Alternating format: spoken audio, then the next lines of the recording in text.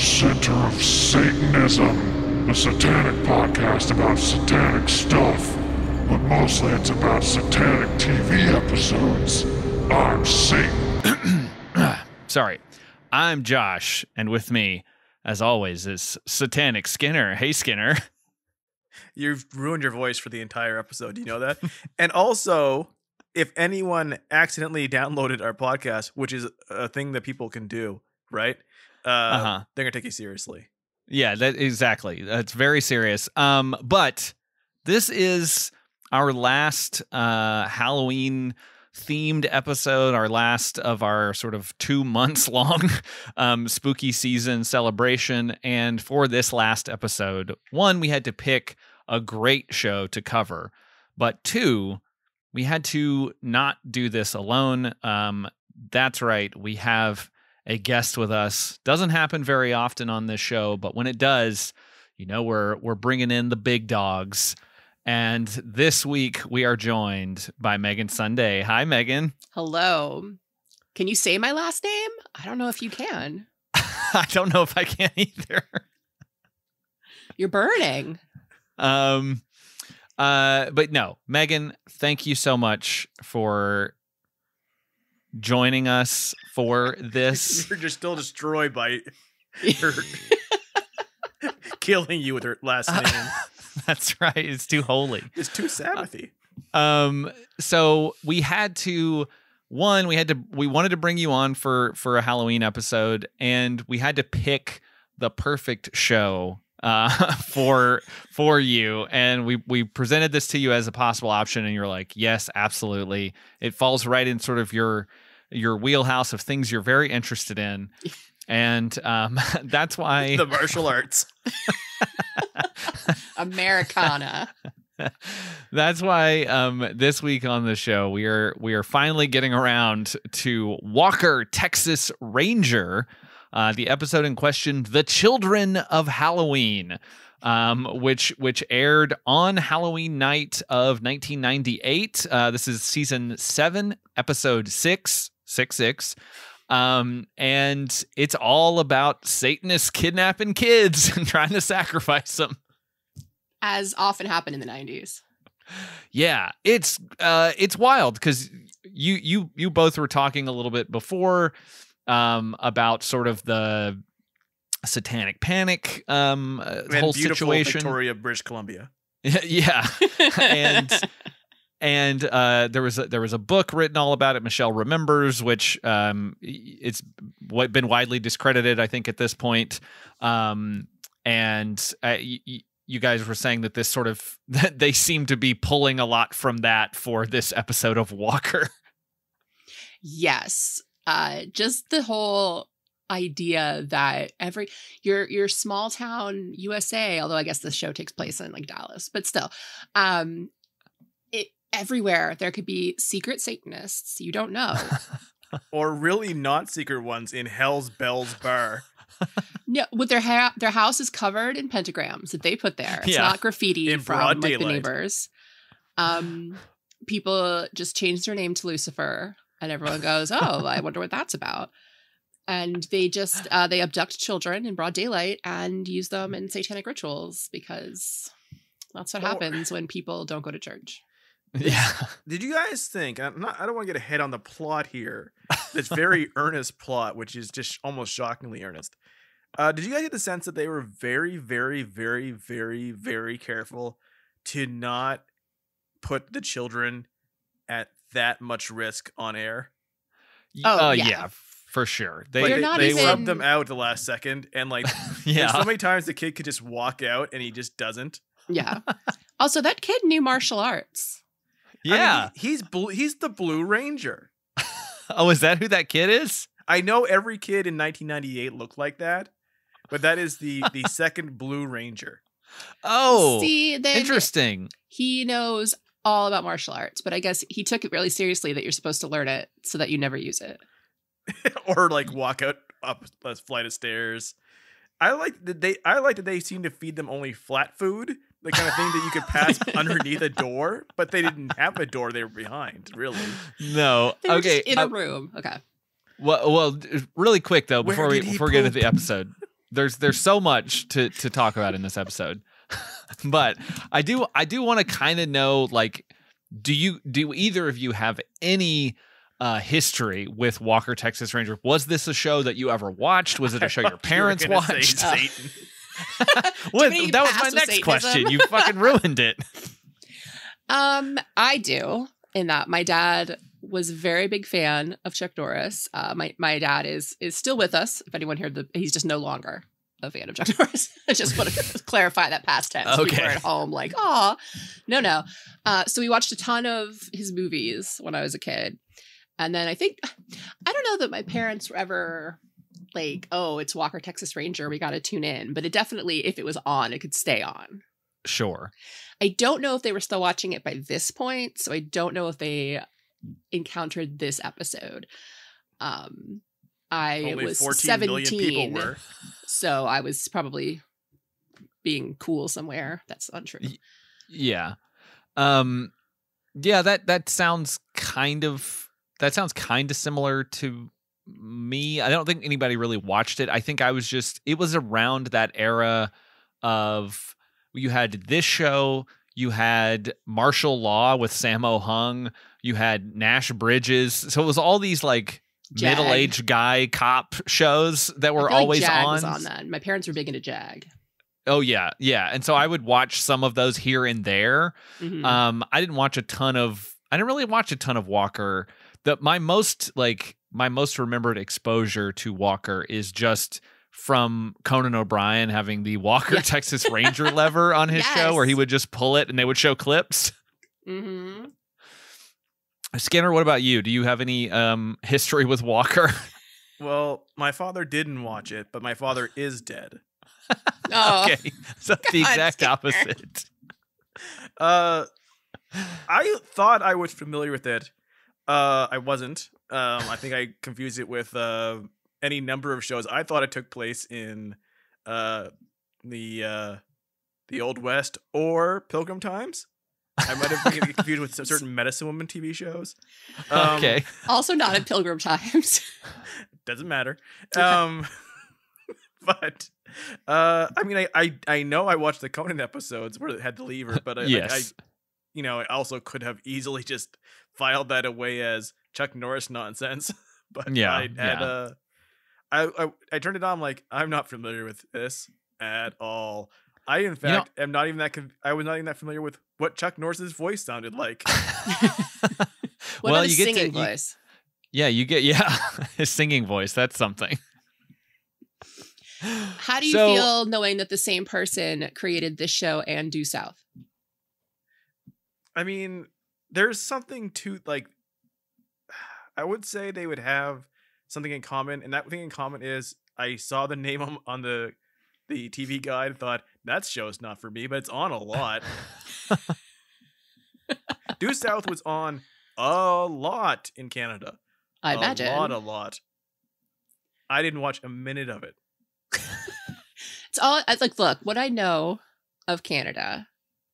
I mean, you're the expert here. We talked about this before. Yeah, if you're not watching Due South, I assume you're then only watching like The Odyssey or Littlest Hobo or Telefrancais. Telefrancais is classics. There's any number of shows about mannequins coming to life, like Daily Specialty could be watched. Oh, yeah. Well, we watched that here too. We had that. You guys imported that one. Thanks. You're quite welcome. We're missing that these days. Well, I will say also with this show, something that I thought was interesting is that the whole premise of this particular episode is basically the premise of every episode of, say, Criminal Minds. Mm-hmm. Like nowadays, it's just, we don't even have to wait for Halloween. Like every single episode of these shows, it's like, oh my God, it's a serial killer cult. Is it? Again? It's people just getting kidnapped and This really, if you think about it, more than say even the movie Zodiac, this really predicted the rise in true crime. This whole case would make an excellent episode. Podcast series. All right, so let's get into this episode, The Children of Halloween. Also, not really like that title doesn't really make any sense. Hey, they talk about Halloween costumes at the start.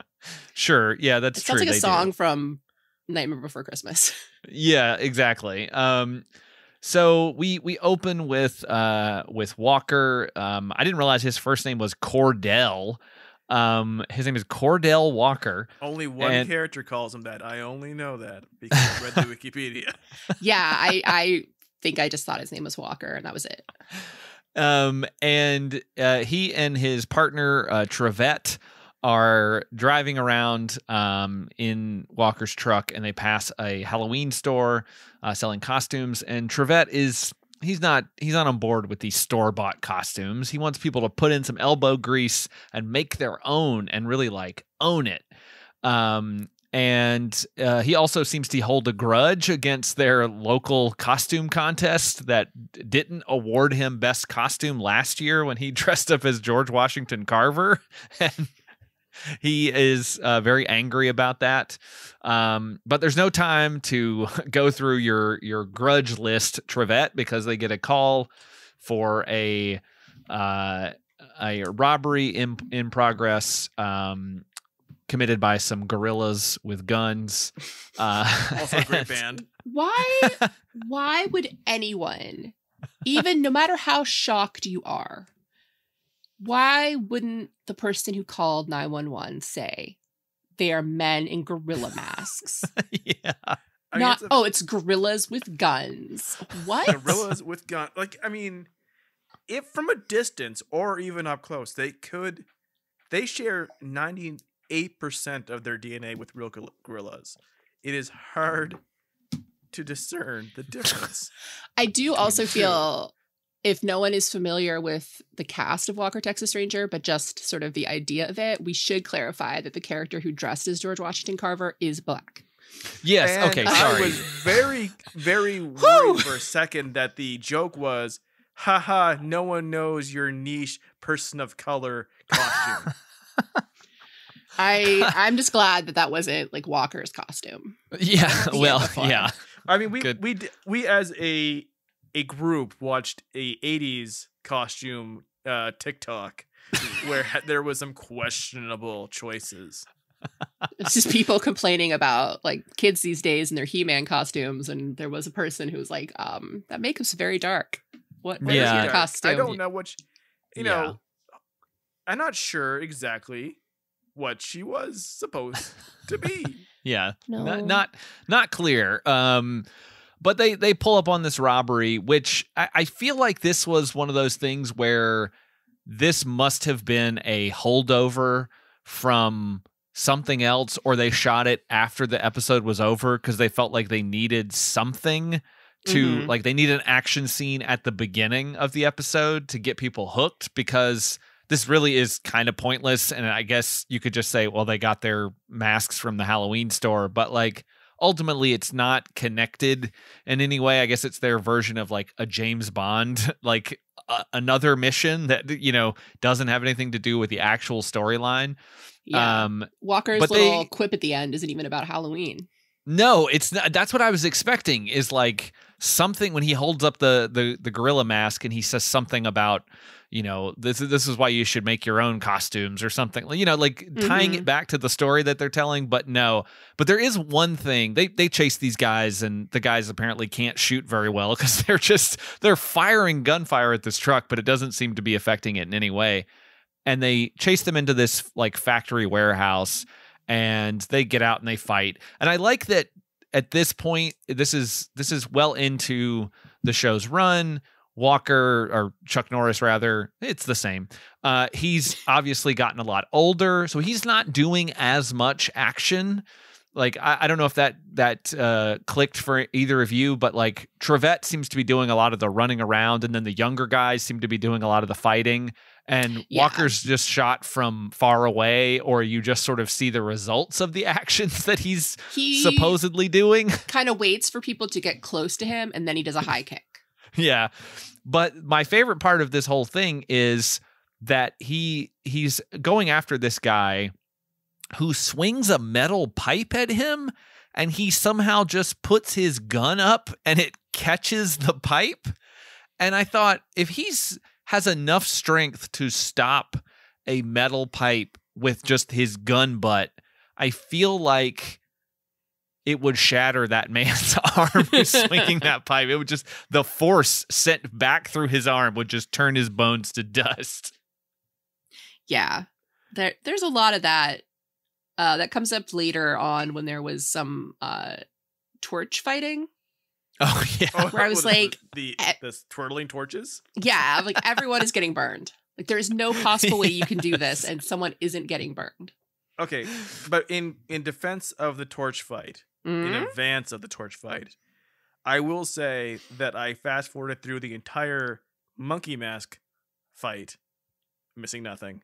Yes. I watched all of the torch fight. Well, I mean, it's engaging. I wanted to put like some quarters in their guitar case when they were done.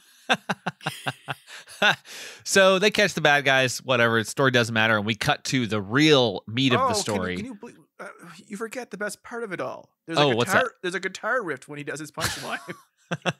Yes. There's a lot of that. There's a lot of like, at one point when they are, I can't remember exactly when, but there is at one point there's an eagle screech on the soundtrack. Every time Downtown Julie Brown, who is in this episode, Yes. is on screen, they play sexy sax music. Mm-hmm. Yeah. Okay. Yeah, we're carrying that over She's from sexy. She's doing Animal Print. Yeah, we're carrying over the sexy sax from our Silk Stockings episode last week, which I think you might have said on that episode that it was the stupidest thing we've ever covered, and I think this might take the cake. Like a week later, we've already found it. I'm pretty sure this is dumber. I mean, like, I could go into like a whole rant about like this is what, you know, small towns right-wing voters are fighting in their head versus the actual problems in the universe. Or like it's 10 years too late. What are they thinking? But on a very basic storytelling and visual level, this is the dumbest shit ever. It uses the same font I used for my Halloween webpage I made in high school in 1994. Yes, called okay. Spooky. So they cut to this blue lit day for night graveyard. That's a lot of the you get a lot of daytime stuff happening, and then the nighttime stuff that you do get looks mostly like it's day for night. Like they just put a blue filter over the footage. But yes, we get some on-screen drippy spooky text telling us that it's Halloween night, and we cut inside a crypt, which I'm pretty sure was a set on Buffy the Vampire Slayer at some point. Like it looks exactly like one of the crypts. Yeah, it looks exactly like one of the crypts that like Spike would have held up in like season 4 or something. Those are his candles too. This is contemporary with that show. Yeah, yeah, it is. And they both tackle the issue of of the dark side. That's right. So we see a bunch of kids that are tied up in this crypt, and the door flings open, and this hooded figure comes in and says, "It's time to die." You just really cut that down by 14 seconds. And we see a woman tied up. This is Alex, who's also a main character on the show. It took me a second to remember that, so I was like, I don't know who that is. But then I realized. Why did they show the end of the episode here? Well, you gotta create tension. Yeah, like, oh my gosh, is she gonna get sacrificed to the devil? I mean, like, the second we see a karate class, I've gotten all the tension I need. Okay, we're gonna talk about that in a second. So we see her there, and we're like, oh no, something bad's gonna happen. We get the great theme song that Chuck Norris sings. I'd forgotten all about that. It's all about the eyes of a ranger. I wish they had well, I wish they had made it a little spookier. Like, you know how the Simpsons will do like a spooky version of the theme song for their Halloween episodes? Everyone in the credits should have had spooky names. Eyes of a pumpkin? Yes. But like it would have been great if they'd put like a little bit of like a creepy organ on it as he was singing. Or if he sang it like he was Dracula. It's the eyes of a ranger. The fangs of a ranger. The fangs of a ranger. There you go. Vincent Price and Thriller cadence. Yes. And then we get some great we cut back and we're told by that same creepy text 1 week earlier, and I was like, oh good. And they continue using that same typeface throughout all of the credits, and it's so funny because the credits continue like 15 minutes into the episode. And you just keep seeing this like spooky text pop up on screen telling you who wrote it and everything. I was very excited to download that off the very early internet, like having a spooky font for my webpage. I'm sure if you go to dafont.com right now, you can find that exact font for free. This episode, I don't really have any info about any of the people involved. I just want to make the comment that this episode was written by Bob Gookin, more like Bob Buchan. Am I right? That's Bob Spookins right there. I mean, it goes either way. They both work. So we do get some great tension here while we see little Joey trying to get his purple belt during karate class. I mean, this scene is so long. Like it is. Like we're supposed to know who this kid is. I would also He's like not to in any other episode. This is his only episode. Bob Gookin also wrote an episode of NCIS, a Chuck Norris TV movie called The President's Man, a sequel called The President's Man: A Line in the Sand, which also stars Chuck Norris, and 2 episodes of a TV series called Sons of Thunder, also starring Chuck Norris. Oh, yeah, that's a spinoff of Walker, Texas Ranger. Is it? No. Yeah, because it has Carlos, the other cop who's working with the karate teacher. Yeah. Yeah, I didn't even know. Okay, so this karate teacher in this elaborately long scene with Joey, who we heard Peter was like a troubled kid. Yeah, apparently. Before he learned about martial arts. So this is also... this white kid martial arts. But like, I thought he get was your kids into a hobby or they're gonna be bad. I thought he was the main character, like the returning character of some sort, and the blonde guy was just. I thought he was the bad guy of the week. I did too. I had no recollection that blonde guy was another character. He was also a cop. Yeah, and just the way that they did, like the interaction with the parents. And then, so they have this interaction like where the parents are telling him how much better their kid has been since he started doing martial arts. I don't even know what it's supposed to be. Like, I don't know if it's karate or whatever it is. He if it's Chuck Norris, he invented his own martial art. Yeah. So Jim Cotta, and he like the way that they frame this blonde guy's face. It's like he's just like, aha, like I've gotten Joey into my web. I've got my hooks into him. Yeah. And then when Joey says he's going to go get pizza with the rest of his class, I thought this guy was just like, aha, they'll be at the pizza parlor where I will kidnap these children. You know what you heard in the background while this was going on? It's not a freedom. You heard... That's true. Grooming. You heard child trafficking, which is amazing in 1998. This episode doesn't even hint at. No. Like they don't even. It hadn't been invented yet. It hadn't been invented yet. They at no point go like, "Well, it's a child sex ring." Not for a second. No matter how handsome this young man is. No, they never get there. And also, to be fair to you, Megan, this character Trent only joined the series in season 5 for like 1 episode, which looks like it might have been a backdoor pilot for that Sons of Thunder show.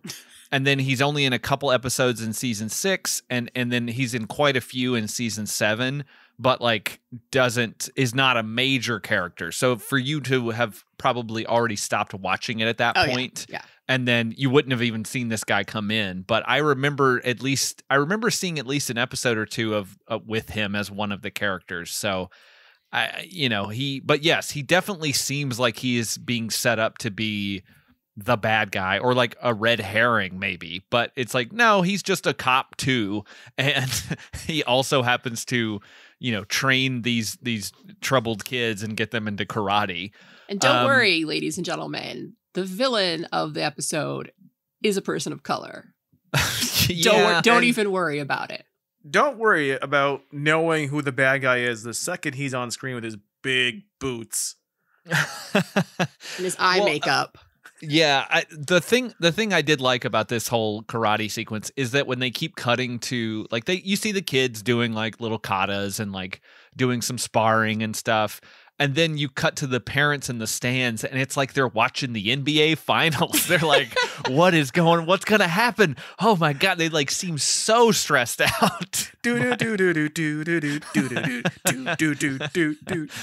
this is how parents have to watch stuff our kids do. Yes. You have to at least feign it or leave the building. Yeah. You know how you have no idea how hard it was to get through these things before smartphones. You have to go outside because you're so emotional by all of this. So he wants to go with his friends to have some pizza, and his dad is like, yeah, that's fine. He goes, but one more thing. Pizza's on me. And he gives him some money. This was in 98. $5. It's like, Dad, yeah, this was 98, so probably give him $5 and they were able to go and wow, get a ton 5 of pizza. pizzones. And it's funny because knowing that this kid, this is the only episode he's in, none of this makes any sense. The way that like it's like the ending of a movie with characters we've been with for 90 minutes. Like the way he turns back at his dad and he's like, the pizza's on me. Actually, no, it's on my dad. And you're like, oh, he loves his dad now. He's not lying anymore. He's not telling lies because he does. Oh, okay. I think but we don't know that. Martial arts. He's a TV star. Like, you're supposed to recognize him or your kids are about to go, he looks Dad, like it's the guy from the show I watch in the mornings. Yeah, he's Fred Savage light to me, honestly. Like, there'd be certain angles on his face, and I was like, this looks just like Fred Savage. But here's what I thought: this is the worst actor I've ever seen. He's a kid actor in a '90s television show. I mean, my God. I mean, he's at least in the cream of the crop. He's not starring with the lesser brother on Superhero Samurai Cyber Squad or anything. Oh, the lesser Lawrence brother. Of course. So they go to Pizza Palace, the saddest looking pizza place I think I've ever seen. It's a satanic pizza place. Yes, exactly. They've definitely got a basement where some stuff's going on. What would happen there? Nothing in this show will lead you to think there's anything you're going to do with kids besides sacrifice them for the Dark Lord. Yeah. So they go to this thing and the other kids all go one direction and he decides to go off by himself where he walks through the abandoned warehouse district, I guess. Joey was not taught any kind of situational awareness, as my father would put it. Yes. And he's walking alone, and with all these kind of broken down warehouses, it starts to rain, sort of. It seems like it starts to rain, and then it's not raining again in the next shot, but he hears a woman calling out for help from one of the empty warehouses. And so he decides to go in and investigate. He's going to help. Yeah, he's going to help. He knows karate. Yeah, exactly. It's almost Halloween too. He wants to make sure everybody has a good Halloween. Is it still almost Halloween? Yeah, it's a week earlier. So it's like the 21st. It's basically like today. Yes, exactly.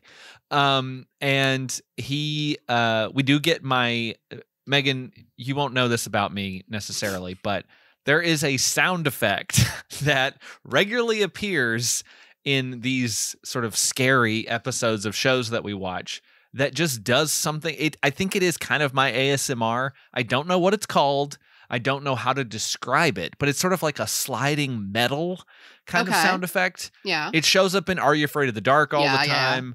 Yeah. It's just, there's something about that gives me these ASMR effects. Okay. And it pops up here in this sequence. So I was already just like on board with this episode from that moment.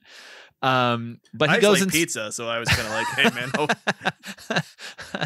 man." But he goes inside and he finds a red pentagram on the ground and turns around and finds a very creepy looking man staring down at him.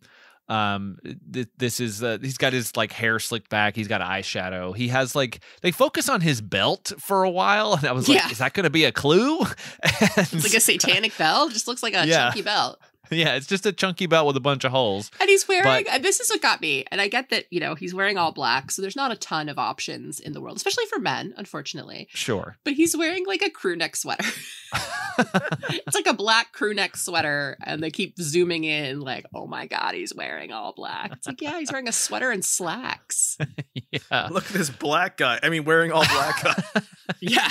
Yeah. There's some, it definitely, yeah, it's, I don't know. The actor who is playing the character we'll learn is Lucifer, is Eric Dellums, who is I mean, he's got a pretty nice career. He's done a lot of voiceovers for games. He was in a few episodes of The Wire, a few episodes of I think Homicide. So he's like been around. He's got a pretty decent filmography, but does a lot of voiceover work for games and animated shows, which is good because this guy has a good voice. Like he has he's got a great, deep, menacing voice, and I don't know if they're doing any kind of like pitch shifting on it, but like he's good in this. He's good at what they are asking him to do, which is be a crazy, over the top Satanist in quotes.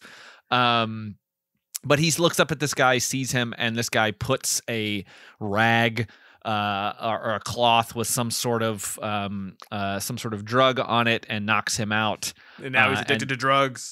That was 1992, not 90. Yeah.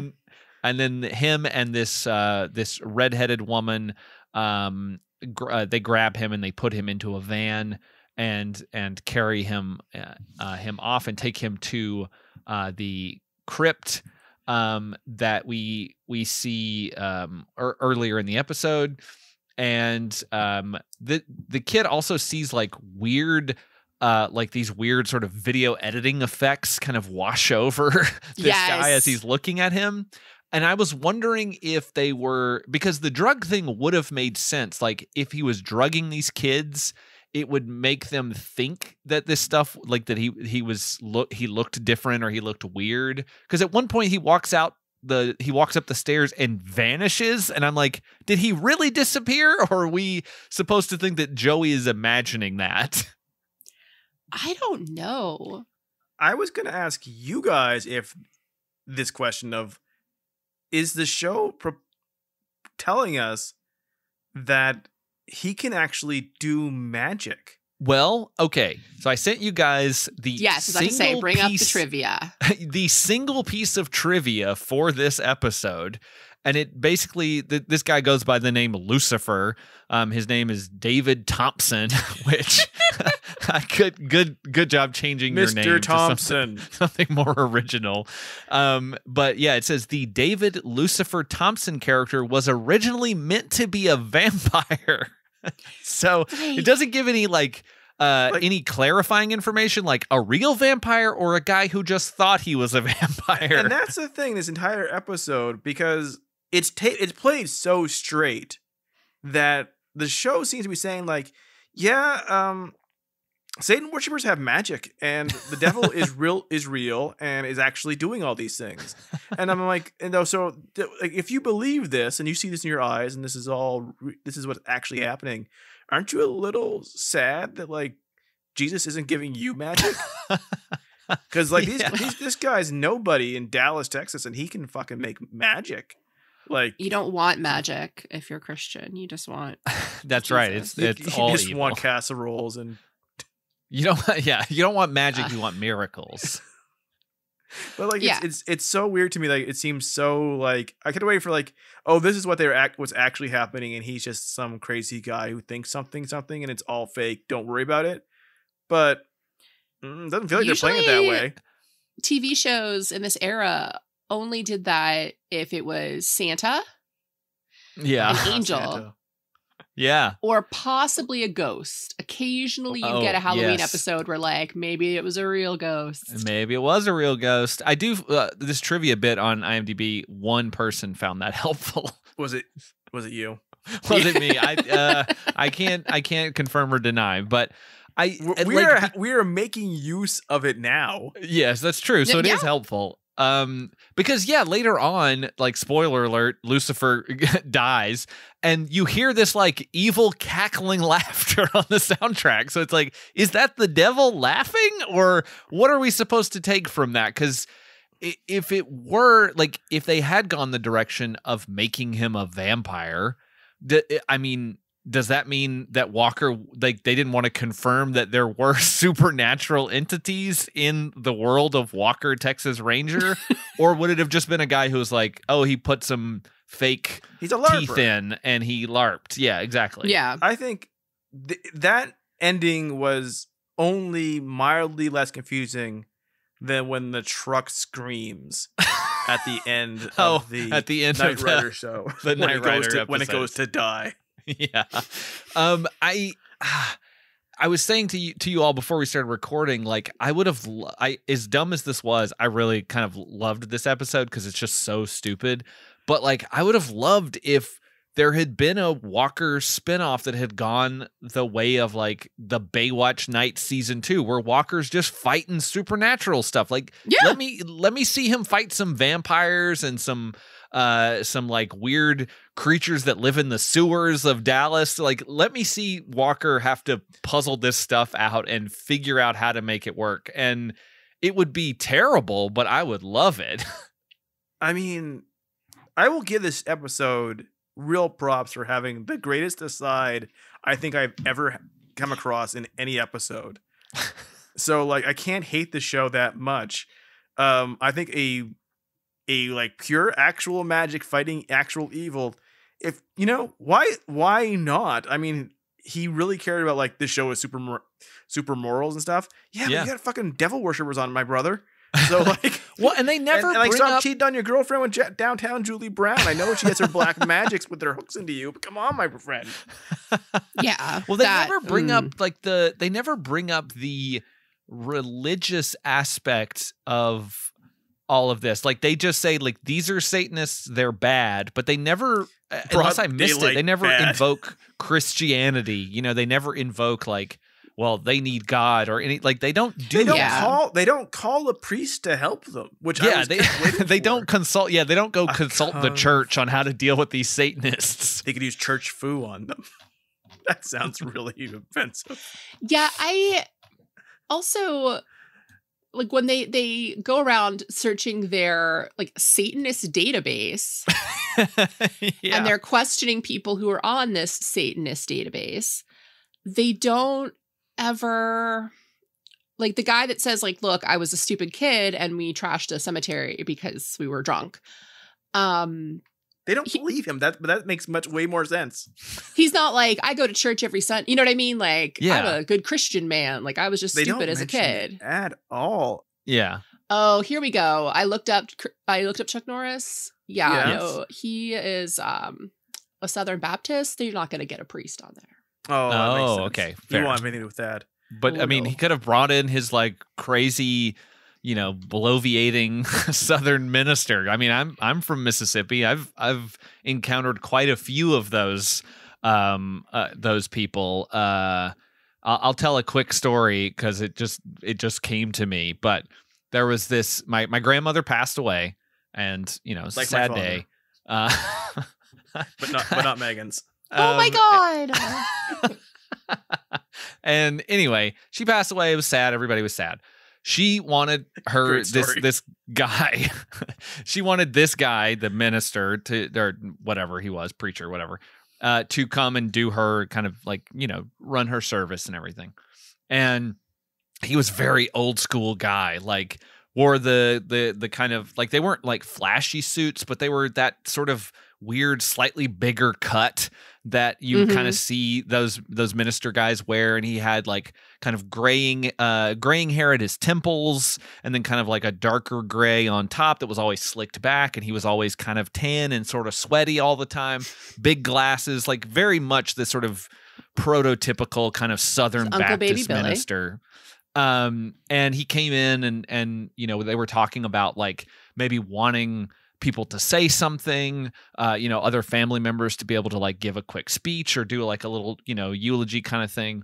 and he was like very apprehensive about it because he said he had in previous funerals that he had kind of worked on or whatever, that like people had gotten up there and like read some lyrics from some Hank Williams songs about how like good guys go to hell or something, and it like offended him, and he didn't want that to happen at this funeral. And my aunt was like, well, we wouldn't do that. I'm apprehensive about having people speak about the dead at their funeral. Yeah. That's what the funeral is. Quoting songs they might have enjoyed. Yeah, but this is the guy that should have been brought in to deal with these Satanists. But yeah, they never get to that point, which I thought was kind of interesting. I guess it's just sort of supposed to be a given that Satanists are bad. Well, you know what? I think Cordell Walker kind of is a god. I like that we introduced them going into the station with one of them, I forget which one, probably the blonde guy, going, I rescued some 15-year-old girl from some gang banger. And just anytime I see that on fucking white guy TV, I just cringe so hard. Yeah. And then they followed that with the list of everyone who's done anything satanic in the city for the last 700 years. We have a list on dot matrix. Yeah, I mean, I guess wrecking a cemetery while you're drunk on schnapps at 17 puts you on the Satanist registry in Texas. I was like, schnapps, this is please, so ridiculous. And then I'm like, oh, right, Peach. It's Texas. It probably isn't ridiculous. Yeah, no, they I feel like there's probably that. And also, you have to understand, well, they don't really need any sort of preacher or any help there because God has blessed Texas with his own hand. That's brought right. down angels from the promised land. Gave them a place where they could dance. Oh boy. We can't do that. We can't do that song at this funeral. It's not appropriate lyrics. Also, they'd be like, no one here is from Texas. Like, no, they would have loved this. No. Doesn't This matter. song was super hot in 1999. Earlier than that. We do get another part of the plot here where we cut to the Hope House, I think. And this, I guess, Alex, the woman that we saw earlier, who's one of the main characters, I guess, kind of Walker's on off again kind of love interest. I don't really know where they I think they were a famous will they won't they? Oh, okay, yeah. Yeah, very famous. I don't know, like moonlighting. Yes. Moonlighting. Ross. They got Rachel. together. That's how the show ended. Sybil Shepherd, the same level.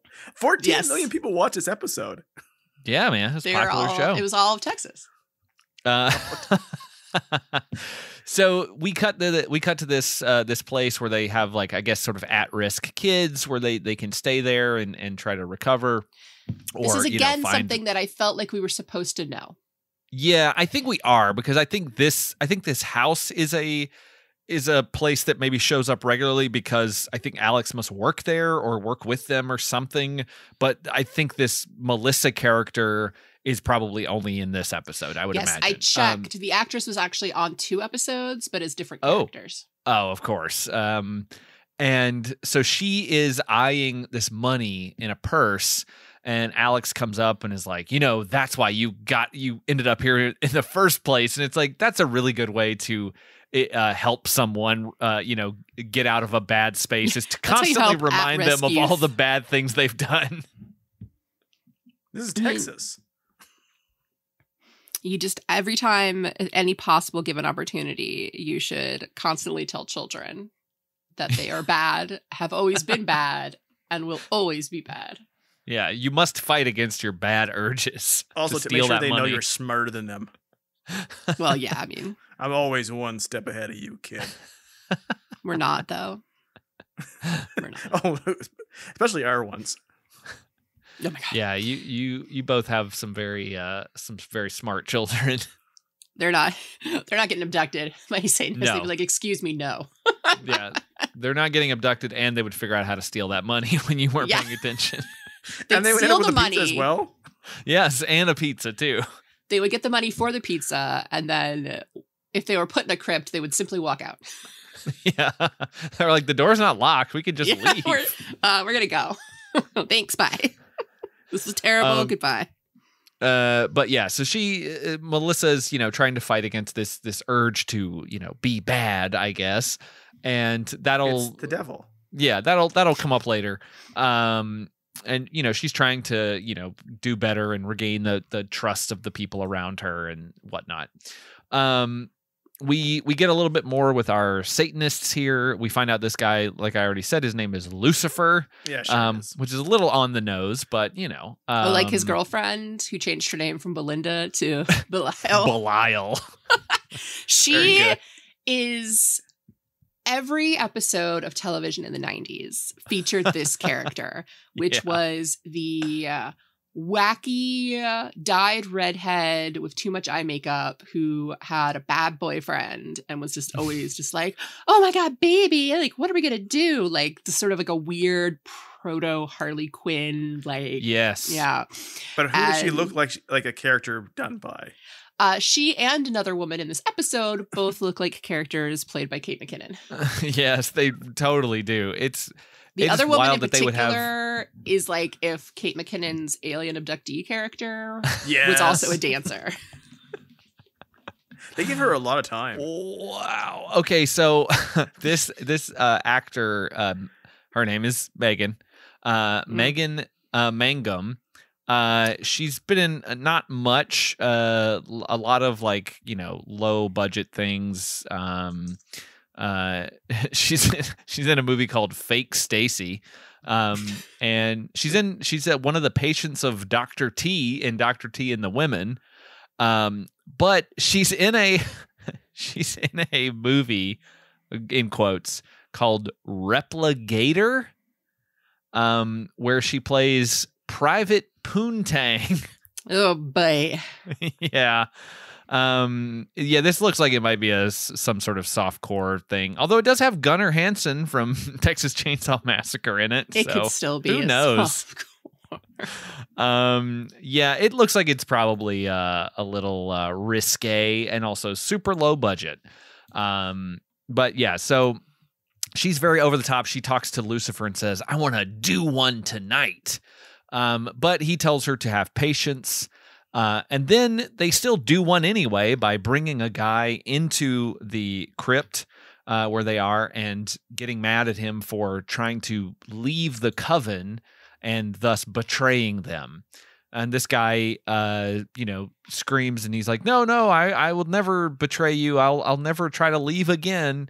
But this isn't enough for Lucifer, who pulls out a weirdly ornamental dagger that you would get at a costume store and or that I would have gotten at that weird sword store in the mall that I was trying to remember for 30 minutes that one time, Skinner.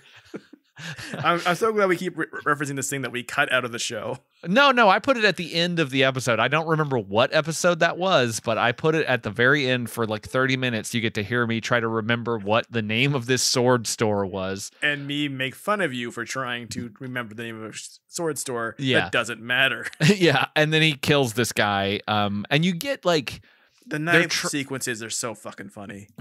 They're trying something here. Like they're trying to make it scary, but like they can't show this guy like getting his throat cut. So they put a lot of like filters over the screen. You see a lot of like random close-ups of drawings from, old books and things of like Dante's Inferno kind of stuff. Yeah. Where they're trying to like make it extra creepy for you, but it just looks silly. It's called public domain. Yes, exactly. It made me think, because like they do, like I said before, they make sure that all the violence is done to adults. Whenever he's with the kids, he just kind of walks in, puts them down gently, and walks away while looking bored. And they escape. They feed easily. them. They don't appear to like tie them up. No, they just sit there and I guess poop their pants. But like, it's TV. No one goes to the bathroom. But like, I just felt like watching this, like, since this is playing so serious for even a Halloween episode, I thought it'd be a bit more silly, or like they tongue in cheek. They know it's silly, but it's not. I'm like, who are the people watching this who are like, oh, these guys are so bad.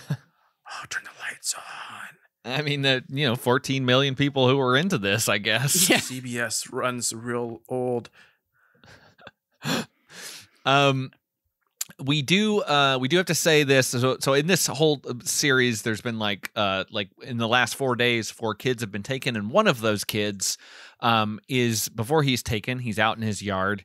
He's putting up his Halloween decorations. His mom comes out and says, "Hey, you need to wrap it up. We gotta get to bed soon. But it looks great. You're doing a great job." So I do like that the show does not come down on Halloween itself. Yeah, it's not like saying Halloween is evil. It's fine with kids doing it. It's fine with kids dressing up and decorating and all of that. It's just, the whole Satanist thing. But anyway, she goes inside, watches a news report of Joey's parents, talking to the camera, trying to get the people who kidnapped him to, come forward and return Joey. And this freaks her out. So she goes outside and sees that her son has been taken. Her son, Tony.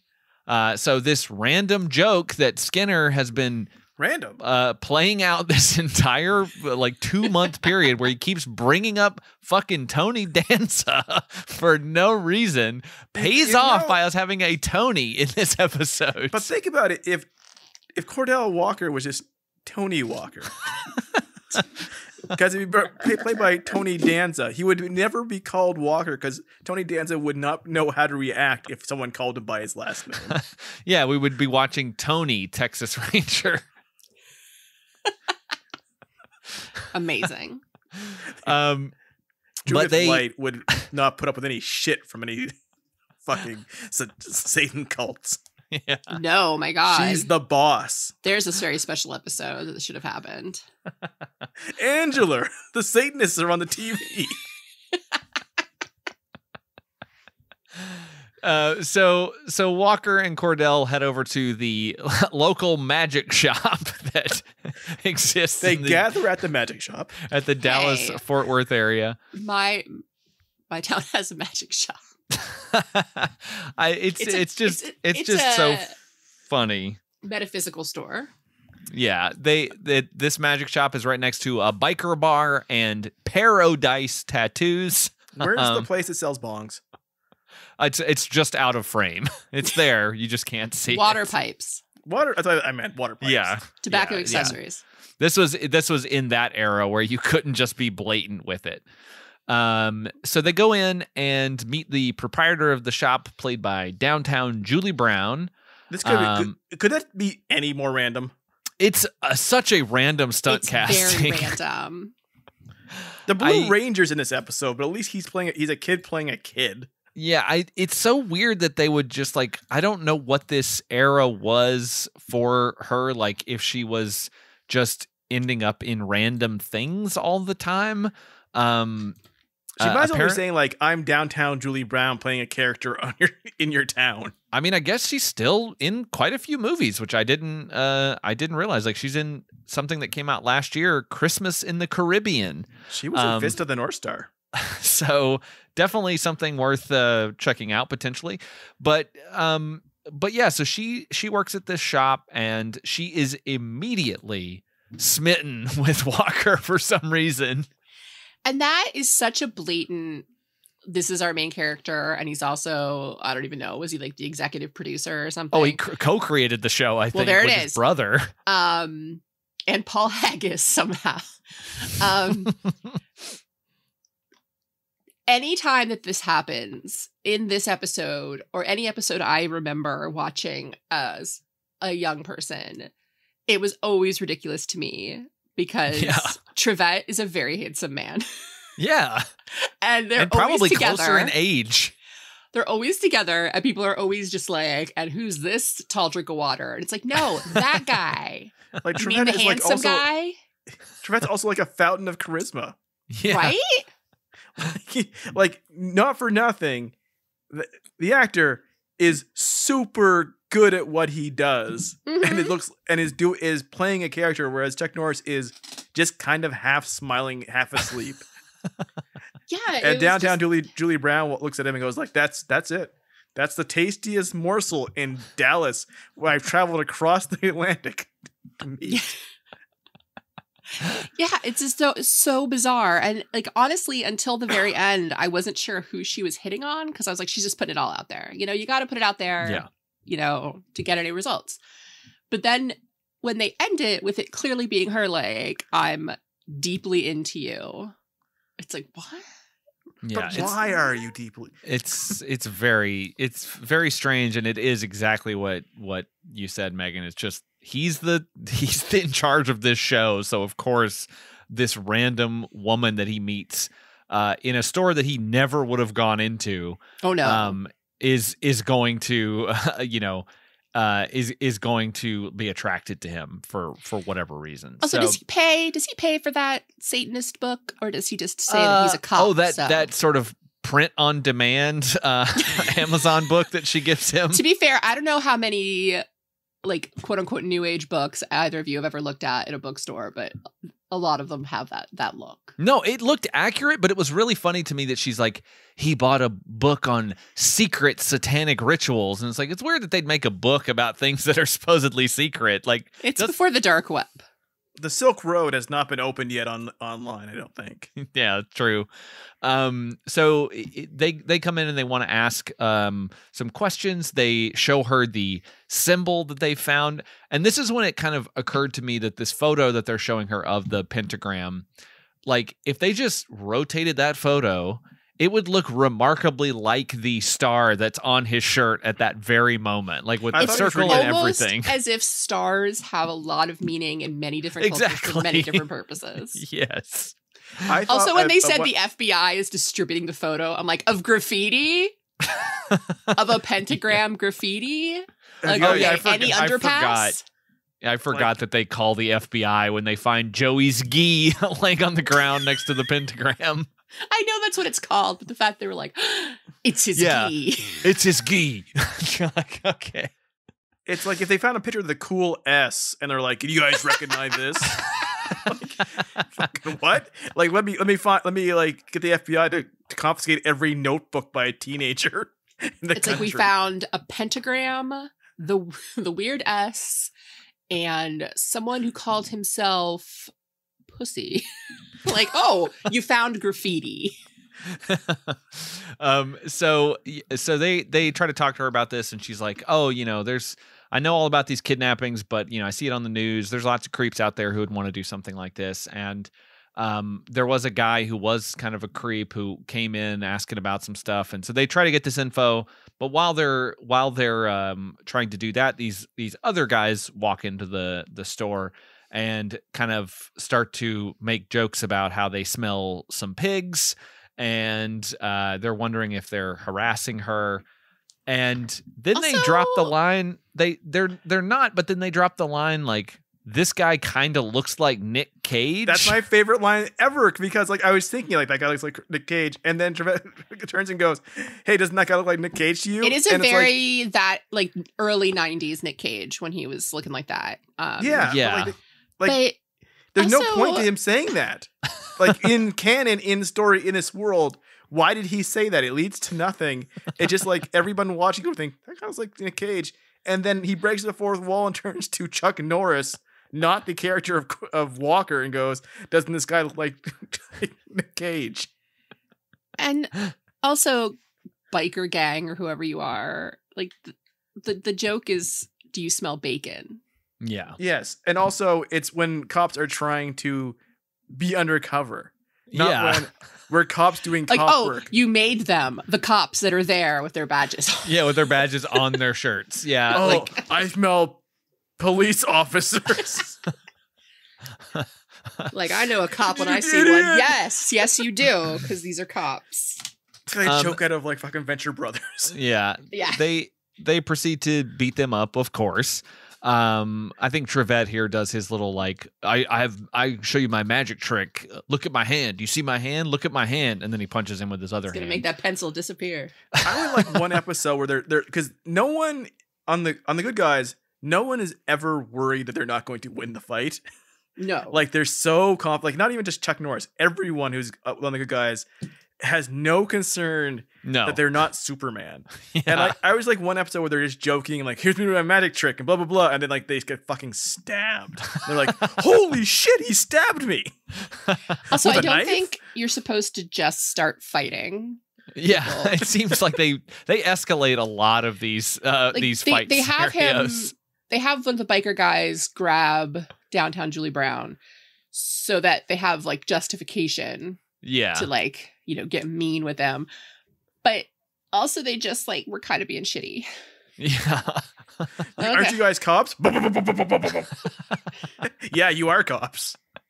So those guys get beat up and they go off. Has nothing to do their, with anything. Yeah, with their tails between their legs. And Except she that she's tells, totally turned on. of course, yeah. This if the deal wasn't already sealed, it is now.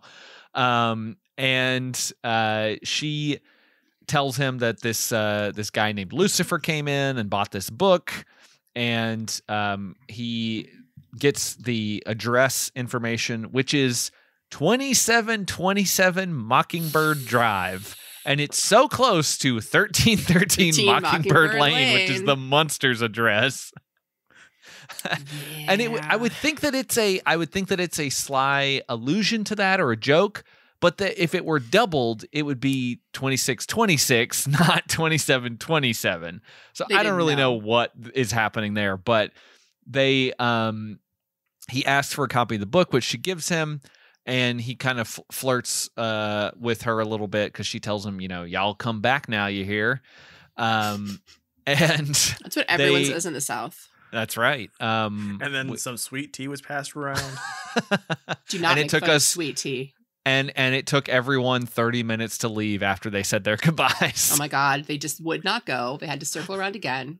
Yeah. They're drinking more sweet tea. That's right. You got to say goodbye multiple times. You got to ask about people that you should have asked about 3 hours ago, but someone is giving you a plate of food you did not want to take home. That's right. I'll get some Rubbermaids who would pack that up. Yeah. Yep. But not the good Rubbermaid. No. The ones you don't have to bring back, but if you want to bring back, I'm not going to complain. Yeah. But they go to this address. It's an old abandoned house, and inside there's a bunch of covered in pentagrams. Yeah, more bloody pentagrams, more paint, messages that say "Come die with me," and also some SS Nazi symbolism on the wall, which is like, oh, okay, he's also a Nazi, which seems maybe a little worse than the whole Satanism thing. Yeah, maybe we could focus. We could spin around back to that. Yeah. I feel like they really just were like, what can we put that are other bad things? Yeah, that isn't like a swastika because we can't go that far. Yeah, well, why not like he draw a picture of a thumbs down or something, or like the word cops, but like then a circle around it and a line through it. Why not just an anarchy symbol? Well, it was okay. So they're not that smart. Yeah, the SS was not an SS. He just got interrupted when he was trying to do the KISS logo, and why was he doing the SS first? He's doing it backwards. Yeah, it's scarier that way. I can do KISS backwards. I mean, Knights in Satan's service. That's right. He didn't get it finished. He just said Satan's service. That's all he needs to know. And of course, there is a tripwire, this little red beam shining across. Laser activated devil bomb. That's right. And Trevette accidentally trips this beam, and Walker why grabs does he know how to set that? I don't know. Why is he suddenly an armament expert? Yeah, because they mention later when they get his file on this guy, they mention that he's down. Oh, good. We'll get to that in a second. He was he had a history of mental instability, and he had been in he'd been in and out of institutions several times. So it's That's how it was the 90s. It's before they closed them all. Yeah, and how did this guy know how to set this fairly sophisticated bomb, but not sophisticated? You know how if you were to set up some sort of trap, like a car bomb, because you would want whoever got in that car to die. Yeah, when you turn the key, it doesn't go boom boom boom and give you like a couple minute or a couple seconds to get out of the car. Yeah, it just blows up. Why is his devil bomb, his laser activated devil bomb, they trip it, and then it gives them some time to get out of the house? Like it's just literally he breaks the plane and they're dead. Yeah. Yeah, no, he's evil, but he likes to play fair. He's Satan's son. Yeah. But he's gonna give them a chance. Or why even did he care more about blowing up the house than the people? Yeah, it's I mean, it doesn't make any sense. It's only so that, obviously we can't kill our characters. They jump out of the window, and he makes his sidekick be the one who's stupid enough to trip it. Of course, Walker's not going to do it. Walker's like, whoa, and then he does it anyways. Well, it's funny because they trip this thing, and then Walker's like, the window, and they just jump through the window. and it blows up, of course. Pretty good explosion, some good stunt work here. They don't half-ass it, I guess, with this show, at least with the fighting and stuff. I mean, it's clearly not Chuck Norris doing this stuff, but so the house blows up. We get Lucifer here screaming more about he spends a lot of the episode just screaming about sacrifices and coming and evil entities coming forth to receive this sacrifice and feeding the kids and he brings in a goat which I guess they're going to sacrifice. It seems like we find out later they have to wait until Halloween to give a proper sacrifice, a human sacrifice, I guess. But yeah, they bring this goat in, and he kills the goat.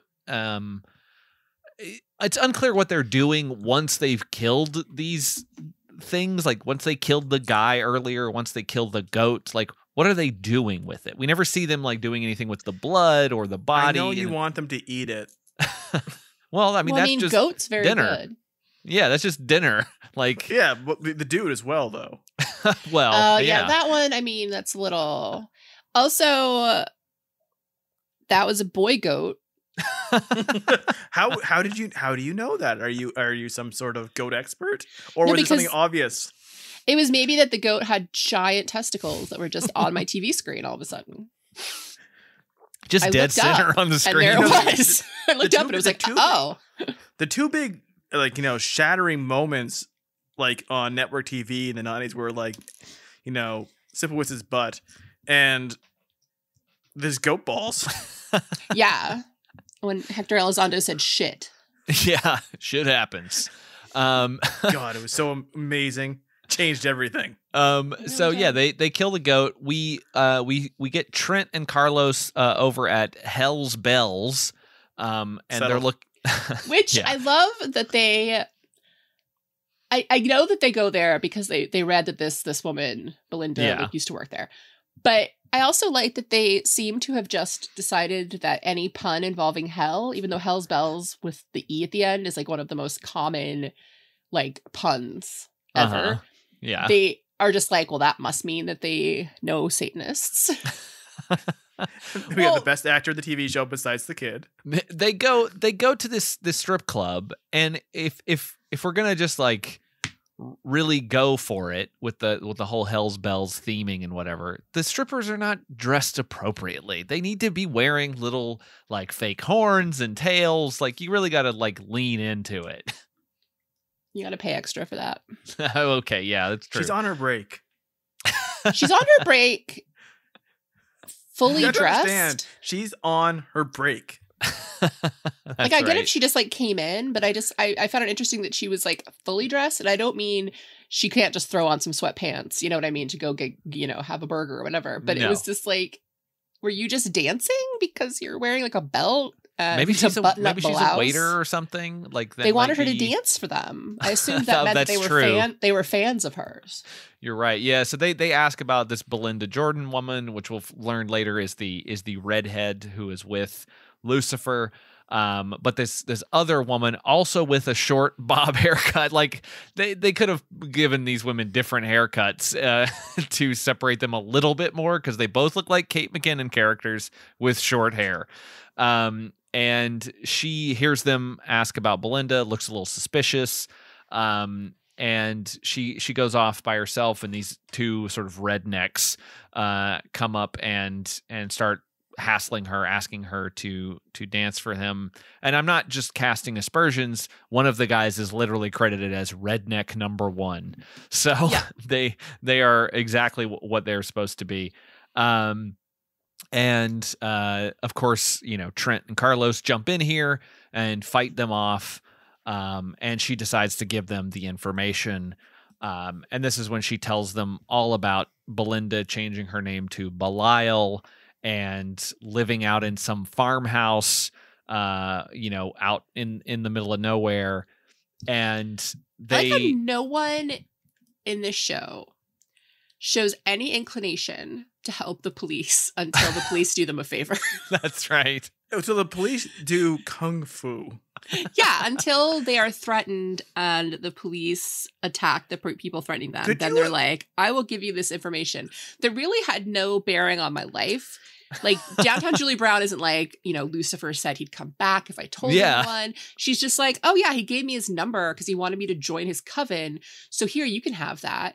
And this dancer is just like, oh yeah, like Belinda, she got with this new guy and he's crazy. So she changed her name to Belial. She thinks she's a Satanist now. And they live in this farmhouse. It's like 10 miles out of Denton. But I don't know the exact address. And it's like, why were you just sitting on this? And I'm not saying help the police, but also like you could get them out of your hair. I mean, just like here, this means nothing to me. Take this info and get out of here. Yeah, like also you've mentioned that you have, at least Downtown Julie Brown has mentioned like, hey, I've heard about all the kidnappings on TV and stuff of kids. Yeah. Maybe I should like call the tip line. But like they had to be impressed first or have something done for them, like in this transactional world of Dallas, Texas. But like quid pro quo, Walker. I swear to fucking God, if I was anywhere and no matter what the escalation was between like someone who's being belligerent and a cop, and the cop started taking them out with kung fu just one time, and they did one fucking roundhouse kick, I would be like, fucking like, this is not reality anymore. Like this, why is this cop, this C+ student, why is he doing kung fu at the drop of a hat over somebody being belligerent at a bar? That's where people are belligerent. It's like people on Law and Orders who don't stop doing their jobs. Yeah. Like, we have to ask you some questions. It's like, I'm on my computer still typing. I have to clean this bar. So like I worked at a place where the law would come to the front desk to ask for certain records. Was this the place where you put the condoms in the vending machines? I wish it was. It was an educational job. So they would come with warrants for student information. And instead of saying the front desk people or everyone else in the building going, I'm sorry, I'm working right now, and then waiting for them to kung fu somebody who was gonna fucking, being belligerent in the lobby, we all said, holy shit, it's the cops. What do we do? How do we help? How do we get this entire situation to get to the end? Yeah. So the cop is no longer here. Yeah. Until they do without kung fu. You say, like, this is what you got to do. Like, if the police come to the door, you say, come back with a warrant or do kung fu. Not on me, but in my environs. To be fair, 9 times out of 10, they came with warrants, so they didn't need kung fu. And the one time they didn't, we told them to leave, and they didn't do kung fu. So 10 out of 10 times, there was no kung fu involved. Yeah. Disappointing. We check back in with Melissa, who spots another kid stealing money from the purse, which this seems like a honeypot at this point. We're just putting a purse out there with money. I had one friend whose father who was in politics, but Canadian politics, so not that rich. But like they had just a large like Halloween candy size bowl. Like you would take, one of the bowls you say like, please take one. Because to keep it within the theme of being Halloween, but it was just full of money for them to take as they went anywhere. Like to the top. I feel like if you're a guest at that house, then you're also. It's like if someone has a candy bowl, you're allowed to have a piece of candy. You should also be allowed to take some cash for the road. So I suggested that, but I also suggested that they're the most spoiled children I'd ever met, and they said, "No, we're not." And I said, "You're fucking stupid. You need some what I would call perspective." That is something that I feel very old when I say this, but like I've mentioned this before, like to my husband, where I'm just like, I watch like TikToks and stuff, and it's like I see, young adults, teenagers doing like cool cosplays, and they do all this stuff, and I'm just like, first of all, I never had this kind of money when I was a I had teenager. no Yeah. money. Where I did had you get this money? Like, I would occasionally get like $20 if I was going somewhere, and that's if I asked real nice. I had to work at Subway to get money. Yeah, But, because I like, didn't get an allowance. My parents don't believe in money for nothing, and if you did chores, Yeah. it's because you lived there. I So- had very little money, and like one time, this friends like mentioned, "Hey, Ryan, you have holes in your socks. Isn't that embarrassing?" I'm like, "I'm sorry, I didn't buy it from the sock money that's sitting in my fucking front porch, waiting for me to grab it from if I need it." My I don't daughter have- is full of money, because people Well, keep giving her she's money and she doesn't spend she's it. a leader of people. Because if you tell her she can spend her own money on something, she will say, "But Mama, you have money." It's hard to argue with that. Yeah. So if you're, I know your parents didn't believe in money for nothing, but did they believe in chicks for free or? I mean, maybe if I'd asked. My mom believed in buy one get one chicken breasts at the store. If she had a Yes. coupon. My My- my brothers are twins, and my mom does refer to the younger one as her BOGO.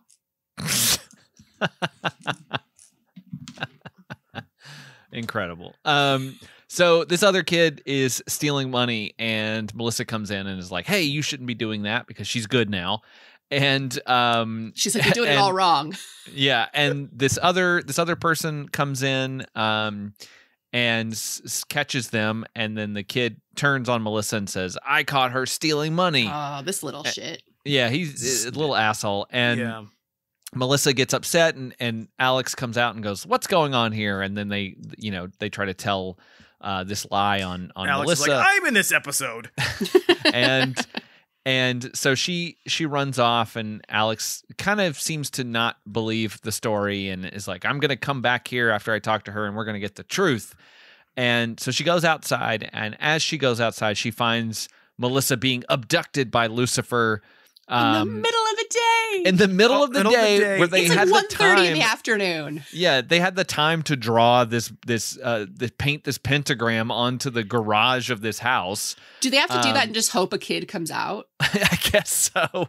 Does it draw them out? Is that why they were misbehaving, because there's a pentagram on their house? Yeah, apparently. This is also back when you could just buy spray paint and it wasn't locked up at the Michaels. That's right. Well, Kids you today make won't meth with know. it, right? Yeah. It's cold medicine and spray paint, I think. So they grab Melissa, and Alex runs out and is like, "What are you doing?" And then Belinda comes up behind her and hits her in the back of the head, and they take her as well. So now She hits her with the thickest club of like a branch. yeah.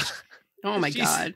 She gives this woman a concussion. Considering that, like, she's not like, she's a very not like, how was it? She doesn't like, has a lot of arm days at the gym.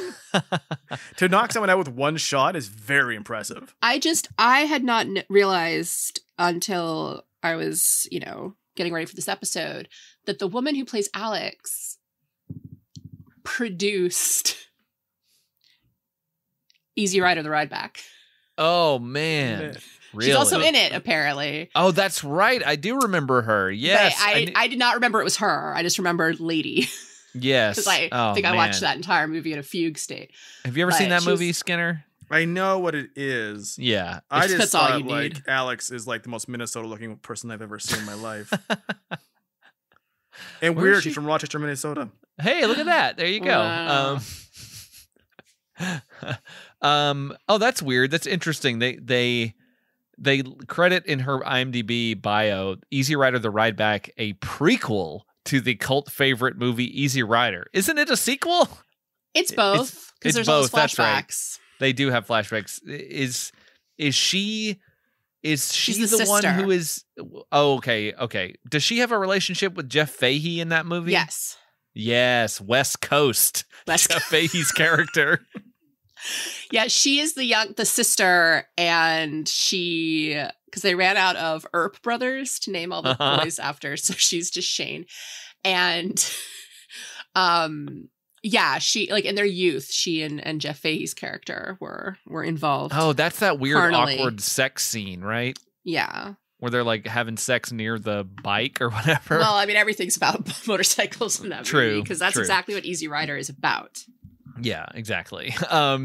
But Walker, while he's reading up on this ascension spell that requires a sacrifice on Halloween night in a graveyard, they get word that Alex has been taken along with another child. So it seems to me that the ascension thing just needs a sacrifice and doesn't need to be a kid. yeah, I mean, maybe So they why, get why lucky. why does he have so many kids? Well, I think that's what it is. They get Alex, they get lucky because an adult is worth one sacrifice of an adult is worth like 7 children sacrifices. So they only have to there's a kill point one system. person. That's weird because it's exactly the opposite on the black market. If you get a punch card, That's right. you get 2 if it's an adult. 2 free. And you'd say that, Skinner, but if you read Facebook mom groups, middle-aged suburban white women are being trafficked every day. They come out of Target, and someone has left a flyer for a local Subway restaurant on their car, and that means that traffickers were following them around the Target. That's exactly what it means. I mean, of course, that's what it means. I should have realized that. Yeah.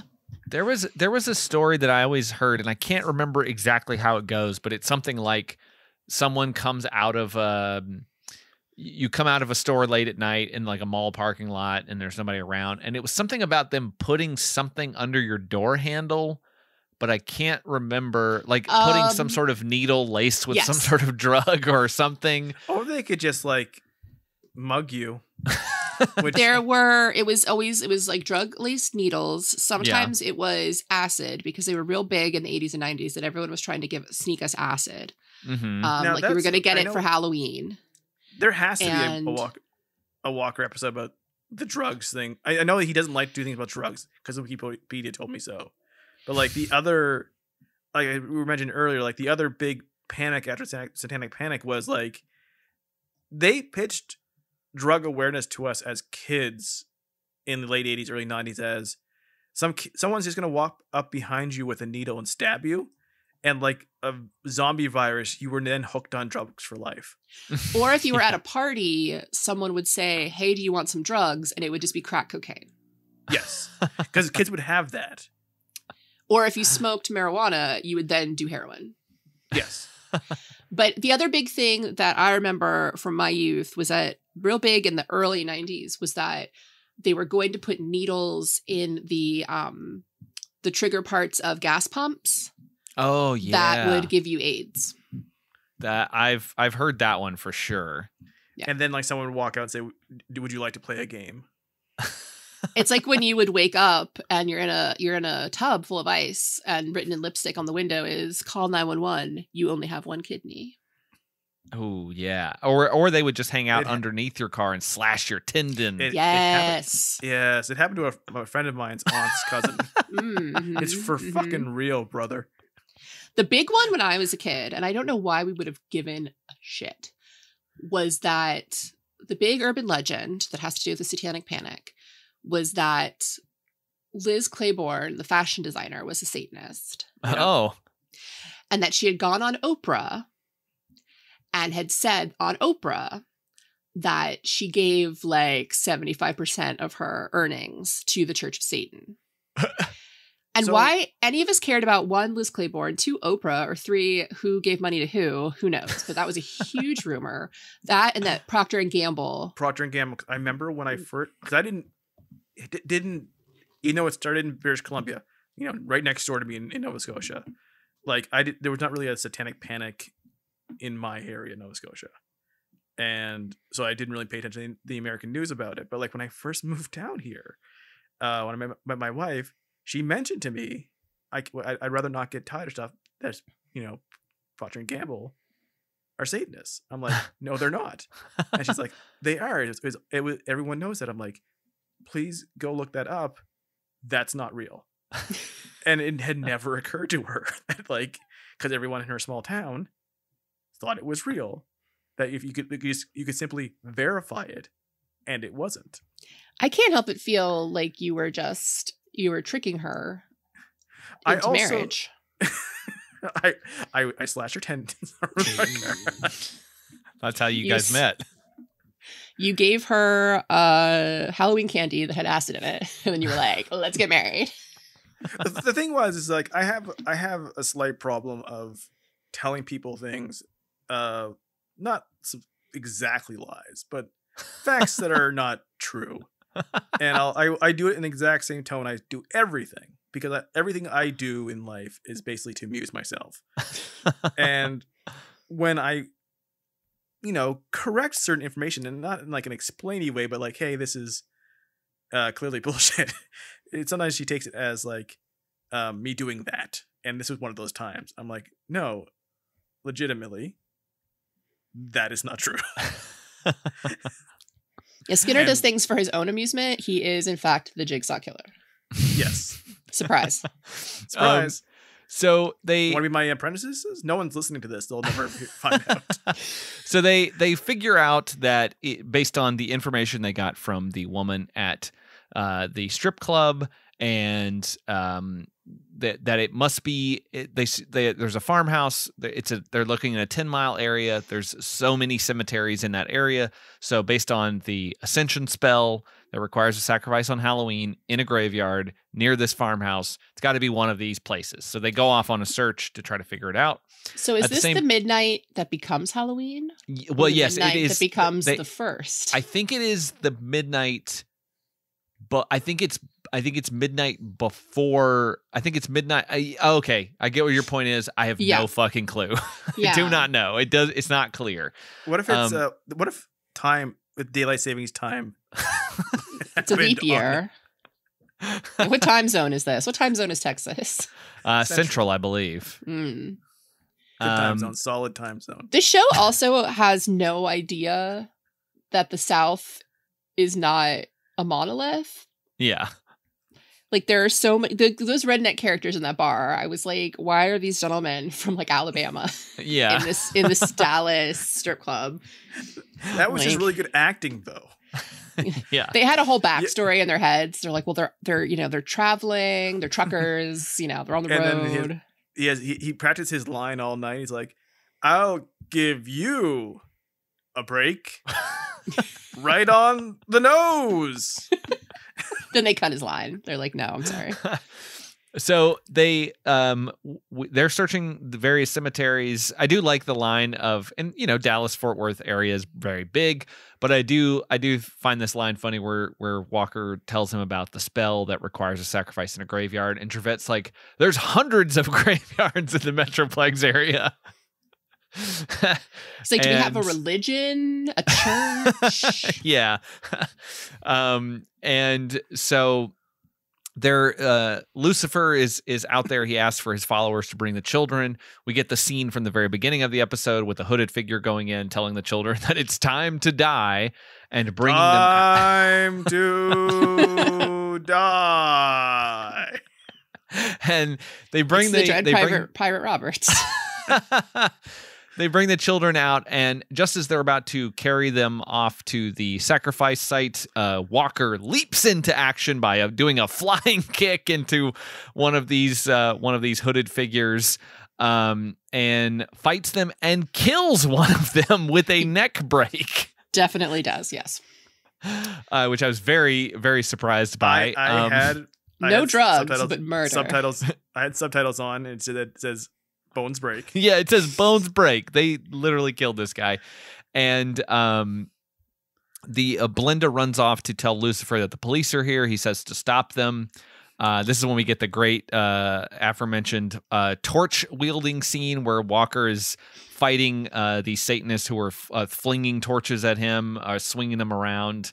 I do like that A, this is a great busker act, and two, that like when the kids get out, they just run out the front door. Yeah. They could at any point.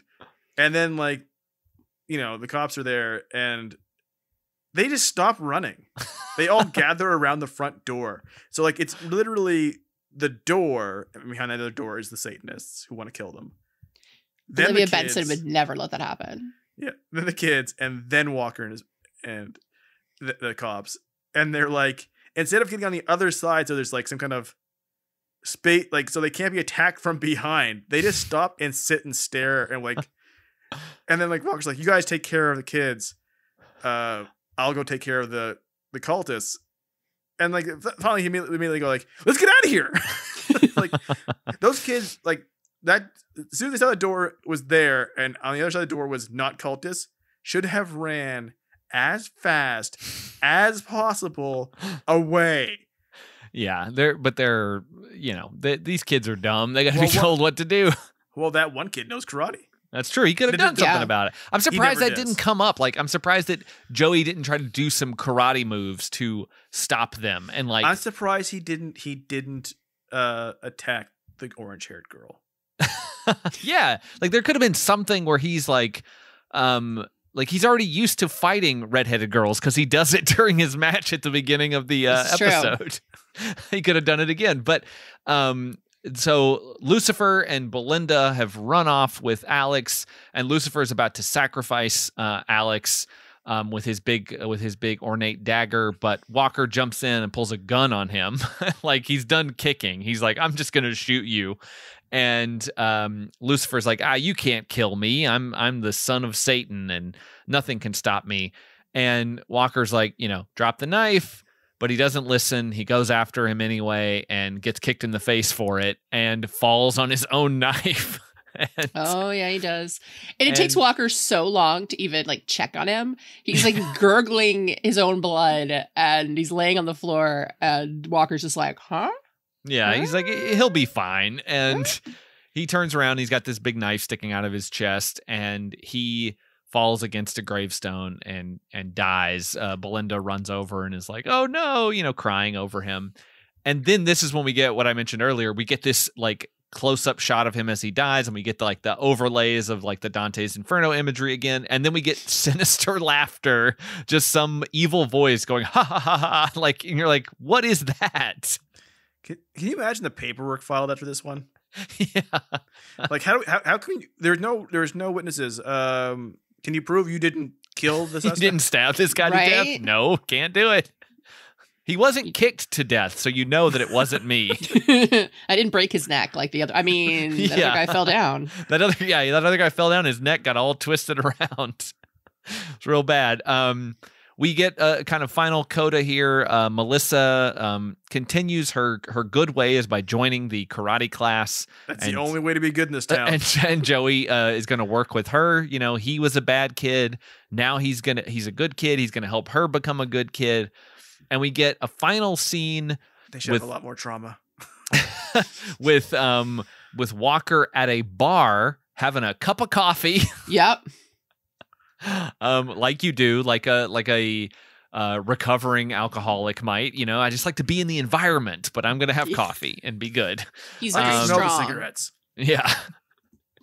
And he's sitting with Cassandra, with downtown Julie Brown, and she says that it appears her love spells didn't work on him. So to be fair, I feel like it kind of did.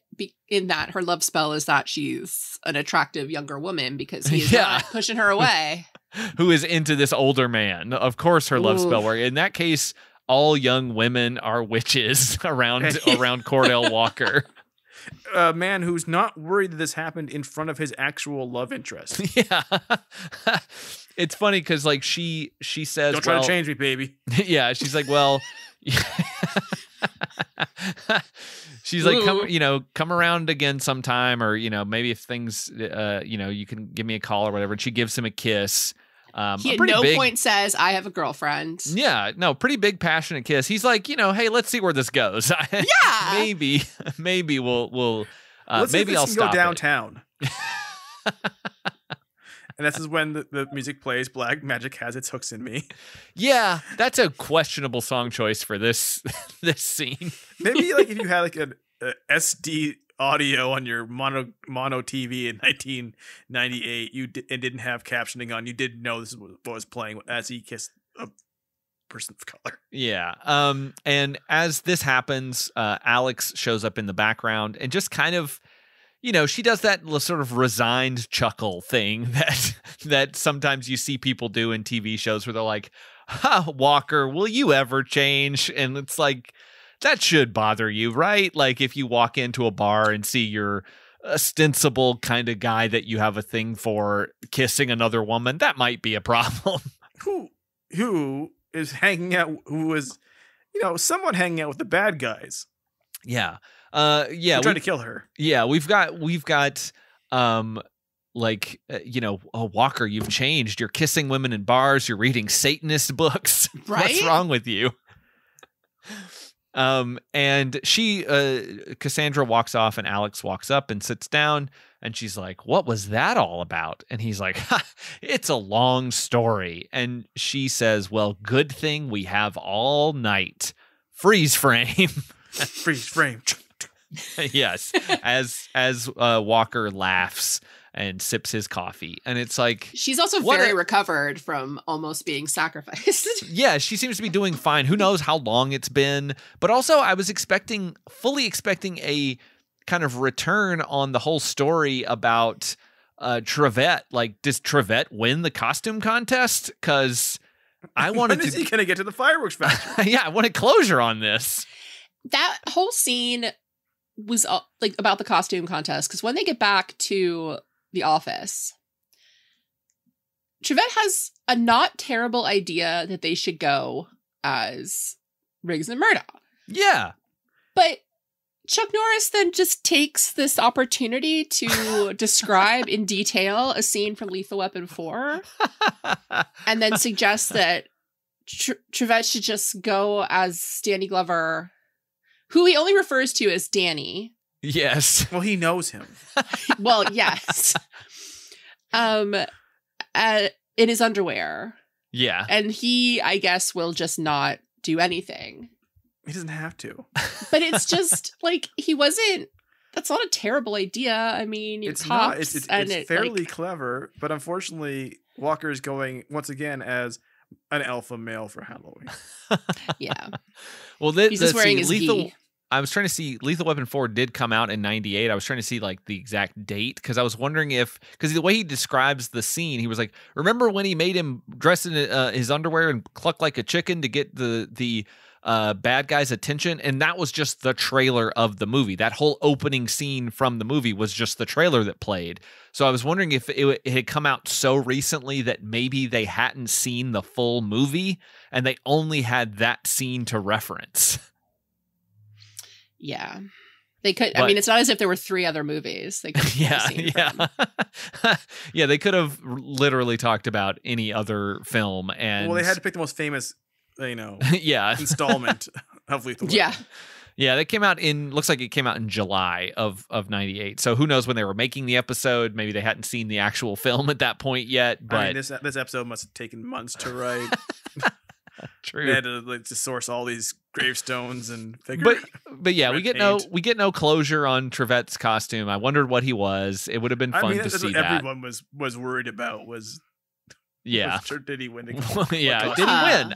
I cared, and I'm disappointed. But that is Walker, Texas Ranger, The Children of Halloween. Again, that title doesn't really make any sense, but I guess those the children were of kidnapped for a week. Yeah, I guess that's true. The children of the week before Halloween didn't have the same ring to it. But so most of Halloween 3 takes place like 2 weeks before Halloween. That's true. That's true. But we have to rate this episode on our scale of scariness. I guess for this episode it'll be our scale of Satanism. And Megan, this rating system means nothing. It's just kind of what we thought of the episode and how entertained by it we were. So as our guest, we will let you go first. How do you scale of 1 to 10 Satans, by the way? I would give it, I'm gonna say 4.5 Satans. Oh, okay. All right. I liked the public domain red tinted art, but I really felt like they could have done a little more with like, what does this mean that they say they're Satanists? Sure. And I think that it's silly to say you're the son of Satan, but your name is Lucifer, which is Satan's name. Yeah, you would be Lucifer Jr. By the way, right. His patient record. Oh yes. Yes. They brought up on the patient internet, which was this is the official note that people have put in if you wanted to look up the medical patient records for David Lucifer Thompson. It says patient name, David Thompson. Subject has a long history of mental instability. Very, very detailed there. Subject was placed in a mental institution for animal cruelty and malnutrition for a prolonged time. Subject believes he is the son of the devil. Subject prefers to be called Lucifer. That's his entire medical record. I feel like Wow. you shouldn't give in to that. I don't know that that helps his delusion, but I'm not a medical It seems judgy, doesn't it? professional. And also, like, so does he have any kind of diagnosis, or are you just like, he's cuckoo? You let him out, and he went and killed people. No, they shut down all of the institutions because the No. mental health in this country is appalling. Yeah. Skinner, after revealing that, thank you. I'd forgotten all about it. But after you have that information, how do you rate this episode? I'm going to go 5 Satans. I wish there's a little bit more Satan in the dark. There's a lot of, like, middle of the day Satan, which does take the effect. You know, you would think it's a bit on the nose. It's a bit cliche to do a spooky show, a spooky episode in the dark. Everyone does it. Ooh, it's Satan in the dark. It's you know, the graveyard in the dark. It's kids being kidnapped. Still a little more effective than broad fucking daylight. And having that information about Lucifer, does that change your rating at all, Megan? No, because he still disappears. He doesn't feed the goats apparently before he sacrifices them. Well, no, he doesn't feed himself. Yeah, no, he doesn't. He's let's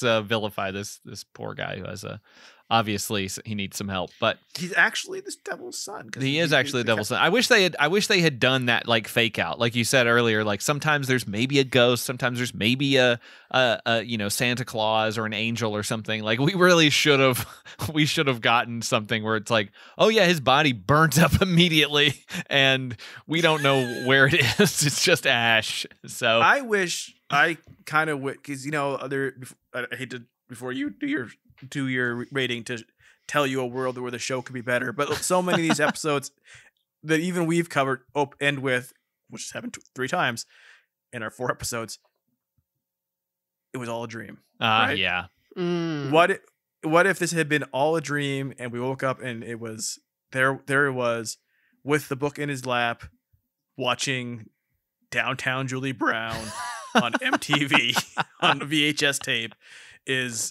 and like we have, you know, have Walker go, huh, ate too much chili, and that's the end of the episode.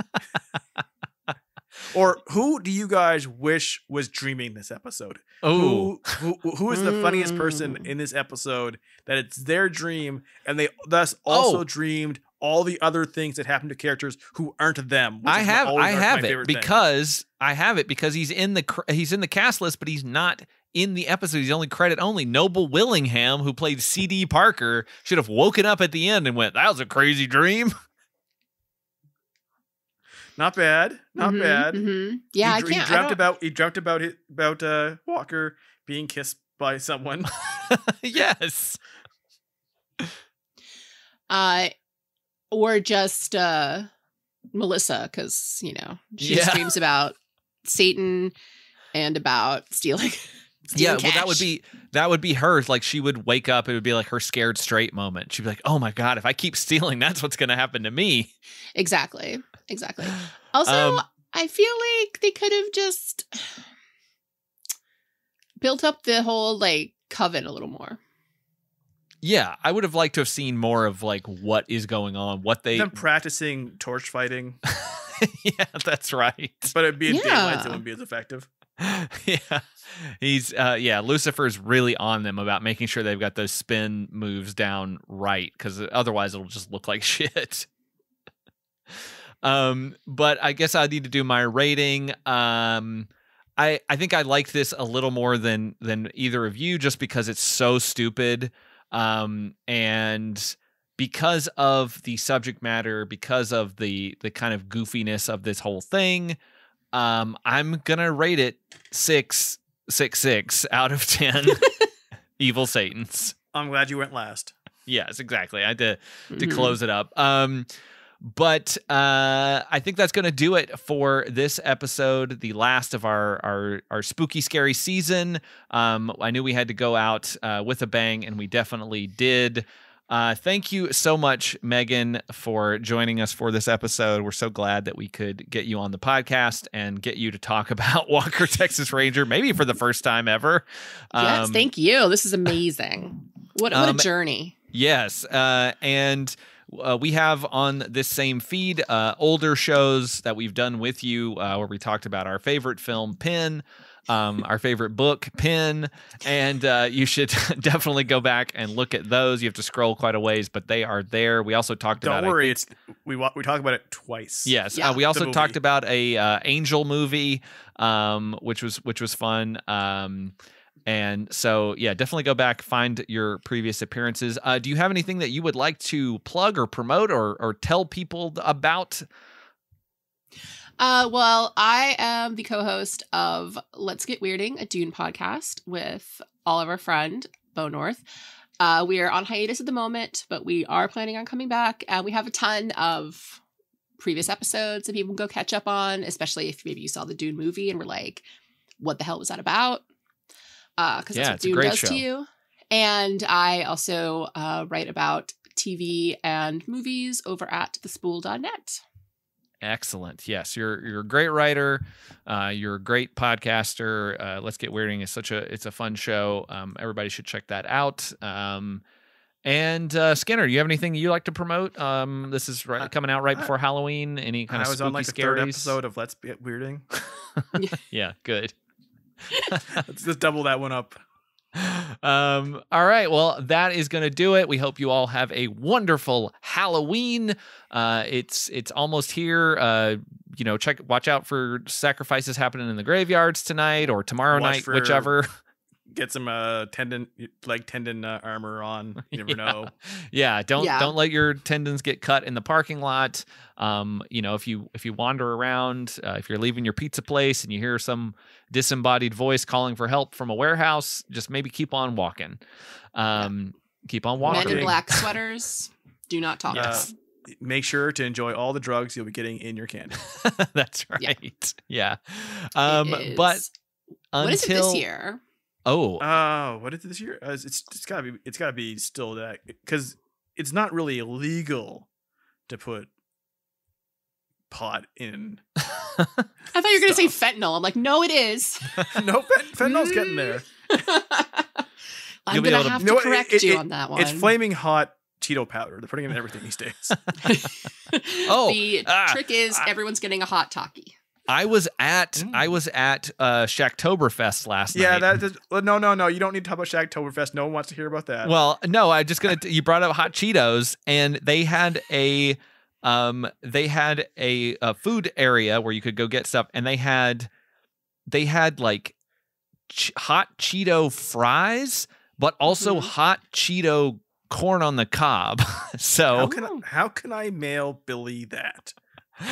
And they also gave you could order fries, but they came in a brick. And when I say a brick, I mean a literal, like, giant brick-sized block of fries that had been deep fried and fused together. It was the craziest thing I've ever seen. But yeah, I'm gonna go eat one of those right now after we finish with this recording. I'm gonna go shit one of those later.